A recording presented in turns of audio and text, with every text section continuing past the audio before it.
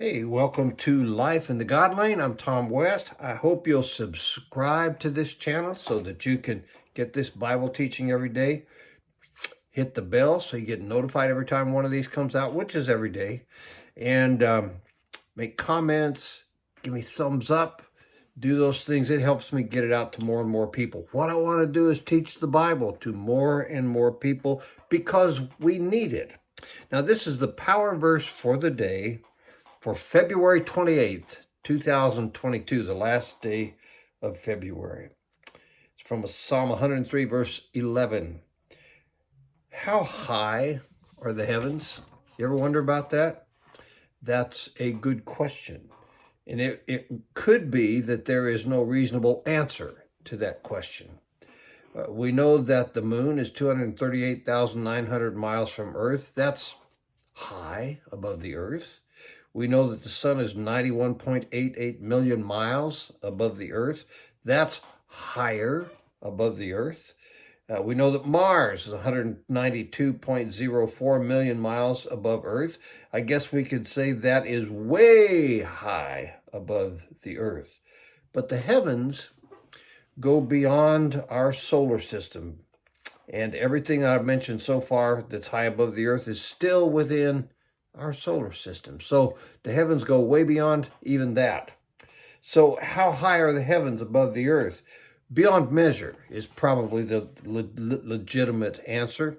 And maybe even we could say infinity is the answer. Look at Psalm 103, verse 11. We're going to be reading from the New American Standard Bible for all of these messages from Psalm 103. Psalm 103, verse 11.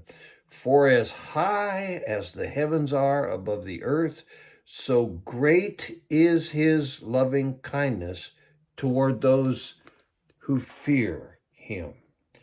God's loving kindness to those who fear him is as high as the heavens are above the earth. The point is that God's loving kindness is high beyond measure. It's high beyond measure.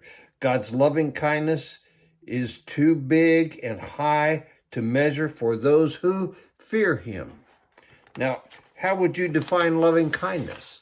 Well, the Hebrew word that's translated by loving kindness means tenderness and consideration toward others. It is always toward others. It's other-oriented always. It's kindness and tenderness, consideration toward others. So who are the others who receive God's loving kindness? Those who receive that tenderness and consideration from God are those who fear him. And when you see that word fear in the Bible, don't think that you need to be frightened of God, but do think that you need to revere God. When you see fear, think revere. To fear God is to hold him in reverence and to revere him, to hold him in reverence above all others and above yourself. The guy who reveres God is on the receiving end of his loving kindness. When Jesus came to earth and died on a cross for you and for me, God did the most tender and considerate thing possible for us.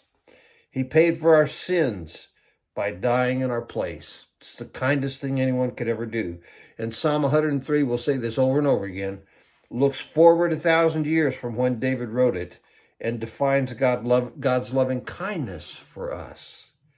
Because his loving kindness took his son Jesus to the cross to pay for our sins so we could be free from it.